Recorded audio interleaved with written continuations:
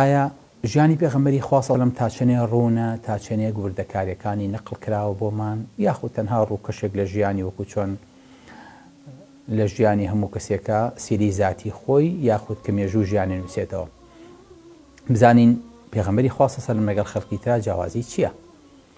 طبعا سیرە کە ئەڵەی سیرە یعنی ژیاننامە.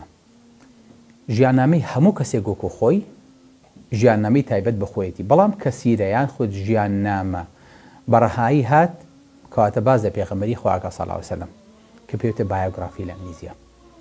واتە کەوتمان سیرە بەبێ ئەوەی کە ناوی شخصەکە بەرین ئەو کاتە مەبەسمان لە پێغەمبەری خوا سەڵڵاهو عەلەیهی وسەلەم ڕاستترین و جوانترین و وردترین سیرە بۆ ژیانی هەر کەسێ نووسرا بێتەوە پێغەمبەری خوا سەڵڵاهو عەلەیهی وسەلەم بەبێ منافس. هیچ شتێکی تێکەڵ نەبووە کە خوا نەخواستە ناڕاستی و نادروستی و یاخود لێڵیەک هەبێتیایە. بۆیە پێغەمبەری خوا سەڵڵاهو عەلەیهی وسەلەم ژیانی وەکو خۆی نەقڵ کراوە بۆمان. تەنانەت ژیانی پێغەمبەرانی تریش ئەگەر بمانەوێت بەڕوونی وەرگرین ئەبێ دیسانەوە بچینەوە بۆ سەرچاوەکەی پێغەمبەری خوا سەڵڵاهو عەلەیهی وسەلەم کە قورئان و سیرەیە بۆ ئەوەی کە پێغەمبەرانی تر بناسین، چونکە هیچ پێغەمبەرێک لە پێغەمبەران بەم شێوەیە ژیانێ نەقڵ نەکراوە بە تەحەداوە. وەریساکەنە باسی موسا بپرسە لە جوو بڵێ زەحمەت دەبێت چی لەباری موساوە ئەزانن لەگەڵ خێزانەکانیە، چونکە خوای گەورە فەرمێ وەسارە بیئەهلیهی ئانەسە من جانیبی طوری نارا. زەحمەت دەبێت خێزانی چۆن بووە چی بووە چۆن لەگەڵیا بووە ئەی مناڵەکانی ئەی چی کردووە چی خوارد هیچ شتێک لەباری پێغەمبەرەکی خۆیان و نازان. ئەگەر بمانەوێت بیزین ئەبێ بگەینەوە بۆ قورئان دیسانەوە. عیسا بە هەمان شێوە عەلەیهی سەلام، ئیبراهیم بە هەمان شێوە، لوط بە هەمان شێوە. کەواتە نەک سەرچاوەکانی ئێمە سەرچاوەیە بۆ ژیانی پێغەمبەری خۆمان سەڵڵاهو عەلەیهی وسەلەم سەرچاوەیە بۆ ژیانی پێغەمبەرانی تریش زۆر زۆر بە وردی کە خوای گەورە باسییانەکە. هەر کاتێک باسی پێغەمبەری خوا کرا بێ سەڵڵاهو عەلەیهی وسەلەم وەکو بەشەر باس کراوە وەکو ئینسان باس کراوە.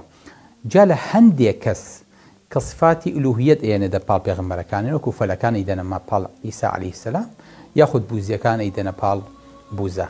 کەواتە پێغەمبەری خوا سەڵڵاهو عەلەیهی وسەلەم هەموو ژیانی وەکو خۆی بۆ ئێمە نەقڵ کراوە بۆ ئەوەی کە وەکو پێشەنگ و مامۆستایەک و چاولێکەرێ بمێنێتەوە هەر کەسێ بێ بە شوێنپێکانی ئەوا بڕوا.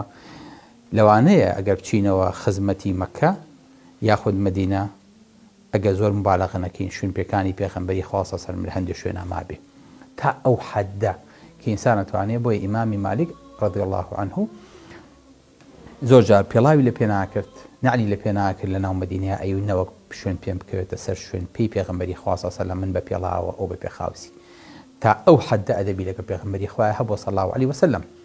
کەواتە ژیانی پێغەمبەری خوا سەڵڵاهو عەلەیهی وسەلەم زۆر بەڕوونتر لە ژیانی خۆمان نەقڵ کرا. بۆ نمونە ئەگەر پێم بڵێن عەبدولواحید تۆ ژیانی خۆت یا هەر کەسێکی تر بڵێن ژیانی خۆت بنووسەرەوە لەوانەیە زۆر چەمەکەیە لە ژیانیا ونیکە ئەڵێم بە مناڵی ئاوا بووم لە شوێنێکی ئاوایە بووم و ئاوا ژیاوم و ئاوا هەستاوم و ئاوا دانیشتم.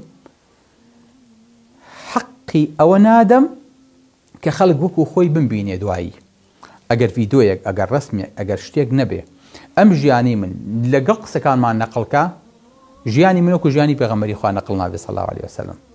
نەعوذ بالله ئەگەر ژیانی خۆم بەراورد بکەم بە ژیانی پێغەمبەری خوا سەڵڵاهو عەلەیهی وسەلەم بەستم بچووکی خۆمە و گەورەی ئەو زاتە عەجیبەیە کە ژیانی وەکو خۆی حەچی تەفاسیل هەیە لە ژیانی ئەم پێغەمبەرەیە نەقڵ کراوە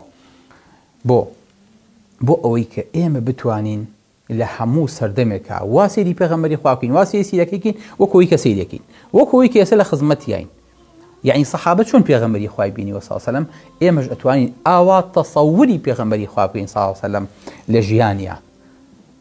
تەحەدا ئەکەم ئەگەر کەسێ بێ ژیانی خۆی بنووسێتەوە بێوێت مخەیلەیەک بێوێت تەسویری لە مێشکی بەرامبەرەکەیە دروستکە ببێ ئەوەی کە ئەمی بینی بێ ناتوانێت ژیانی خۆی وەکو ژیانی پێغەمبەری خوا سەڵڵاهو عەلەیهی وسەلەم نەقڵکا بۆ بەرامبەرەکەی کە نەیبینیوە ئەگەر خۆی بەدەستی خۆی ژیانی خۆی بنووسێتەوە.